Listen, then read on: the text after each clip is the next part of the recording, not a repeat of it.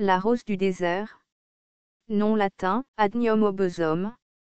Famille, Apocynaceae. Nom commun, rose du désert. Propriétés thérapeutiques. Cytotoxique, antibactérienne, anticancéreuse, antioxydante, antivirale, trypanocide, acaricide, molluscicides et pesticides. Parties utilisées, écorce, racines, sève. Distribution. On la trouve en Afrique tropicale, dans les zones semi-arides de la Mauritanie, du Sénégal à la Somalie, en Ouganda, au Kenya, en Tanzanie, dans la péninsule arabique, en Thaïlande, aux Philippines. Botanique. La rose du désert est un arbuste ou petit arbre, au tronc épais ou gonflé, parfois aux racines pivotantes charnues, atteignant jusqu'à 3 mètres de haut.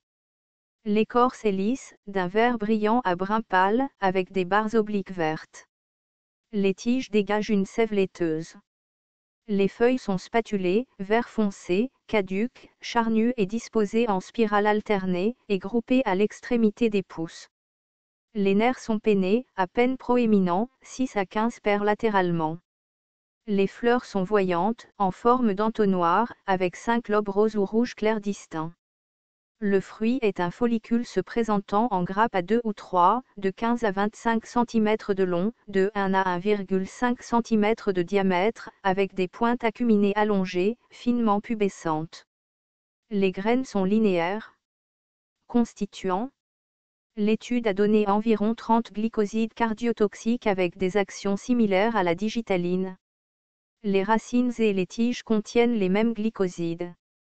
Les composés phytochimiques de l'écorce de tige ont donné des alcaloïdes, des stéroïdes, des saponines, des glycosides, des anthraquinones, des tannins et des flavonoïdes. L'extrait à queue de feuille a donné des composants actifs tels que des saponines, des tannins, des flavonoïdes, des terpénoïdes, des glycosides et des alcaloïdes. Médecine rurale. La rose du désert est une plante importante de la médecine traditionnelle.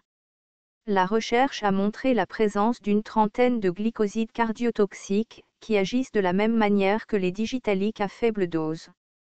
Les digitaliques sont utilisés pour traiter l'insuffisance cardiaque congestive et les problèmes de rythme cardiaque, mais à forte dose, cela conduit à une insuffisance cardiaque systolique et à la mort. Une décoction des racines, seule ou en combinaison avec d'autres plantes, est utilisée en externe pour traiter les maladies vénériennes. Un extrait de racine ou d'écorce est utilisé comme bain ou lotion pour traiter les maladies de la peau et pour tuer les poux. Une décoction de racine sous forme de gouttes nasales est prescrite pour la rhinite.